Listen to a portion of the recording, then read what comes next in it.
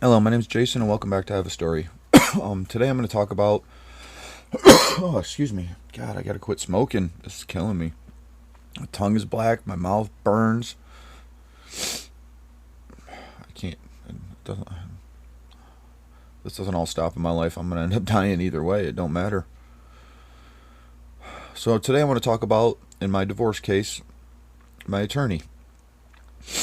I got left in a very bad situation, needing multiple surgeries, left in debt over my head. Charges filed against me that are false, which I had to hire an attorney who was absolutely horrible. I'll do another video just on him later. I've tried filing complaints and they won't let me give him a negative review. They won't even accept it. I'm going to do another video on that because I've had enough of all this. All of it. This censored world where everybody who has money is protected and those of us who don't, we're just going to shit on you. So, my attorney, when I first filed for the divorce, I was shaking in my boots. I already know, as a man in these situations, I am screwed. Automatically, my case proves it again. It's happened to me twice, and I'm not living like it. I'm not living it out again. I'm not. I can't. I'll die before I do. Before I watch my kids suffer the abuse that they are suffering from. My oldest son and what I watched him go through, and now the medical conditions that he suffers from it, which are severe and inhibiting his life. Another video coming.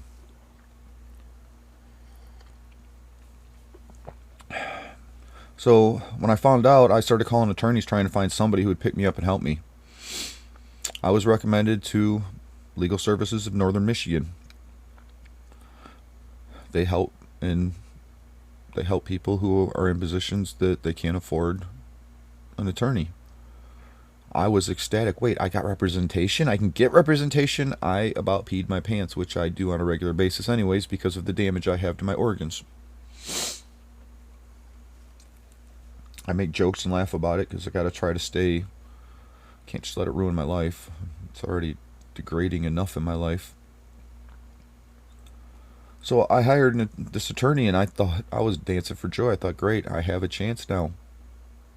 He even seemed smart, seemed like he was on top of things. First thing he told me was, we're filing for emergency custody for your children. My counselor and my advocate, I signed release of information forms for them to be a part of my case and help represent me, because we found, as this started out, that my attorney was not only a joke, but he was lying to me.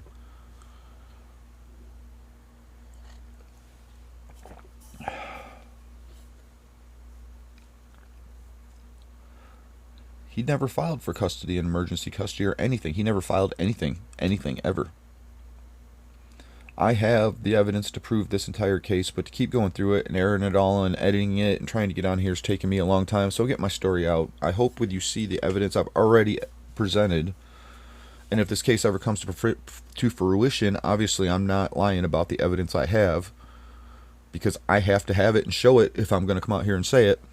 So I'm saying it, and I have it. It's just a lot of time to air it, and nobody's watching this stuff right now anyway, so when the time comes, I'll air it. And I'm also scared that I don't know my rights against an attorney who is corrupt and what my legal repercussions will be from doing that, which is wrong. I have a problem with that. If it was wrong for me to record it, I'm a victim who's being abused by a man who is being corrupt and doing what he did was illegal. It's illegal. And if I do that towards the end of my case to prove myself and protect myself, that shouldn't be wrong. So right now I'm not going to air those, in part because of that. I'm afraid of what the repercussions of what doing that would be. I don't know. I'm at the point where it don't even matter. I don't even care, because fucking can't take anything else away from me. My life's almost over anyway.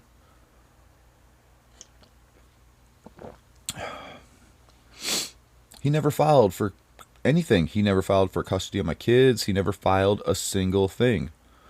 Finally, after months, the judge ordered a court date because he wanted to know what was going on in that case.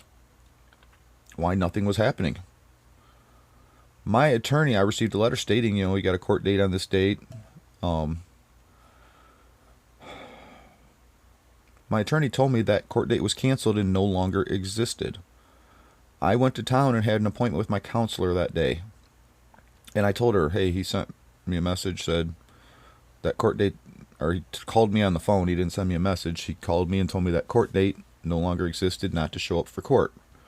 She looked at me and said, Jason, there's no way the judge would have canceled that. He wants to know what's going on and nothing's happening with your case. You better go down there right now, straight from my office, and find out what's going on.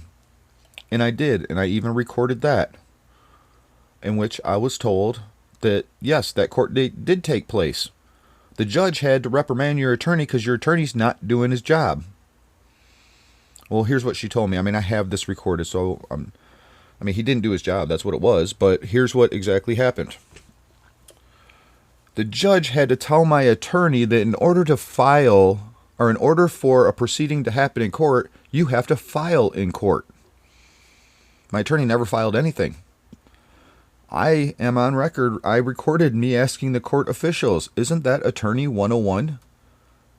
You have to file a motion to be heard. I mean, that's, and this is an attorney. He made it through schooling and he still doesn't know that.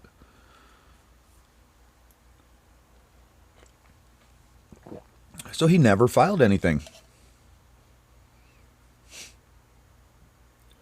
Then, throughout my case, as my counselor, my advocate, during, all the way through the end, because of COVID, they were not doing in-office visits. It had to be done over the phone. So I would go to my counselor, my advocate's office, and I would have my meetings there with my attorney, and they would listen in and they would note what was going on. They filed complaints with LSNM against my attorney because what he was doing was wrong. It was corrupt. It was illegal. LSNM said, we're not talking to those people anymore. We won't let them even be a part of your case. If they're going to be present, we will not even talk to you. They didn't want them to be present because they were calling them out on their BS. Oh, God. Starting to get pains. I'm going to have to take a break here. I can't sit.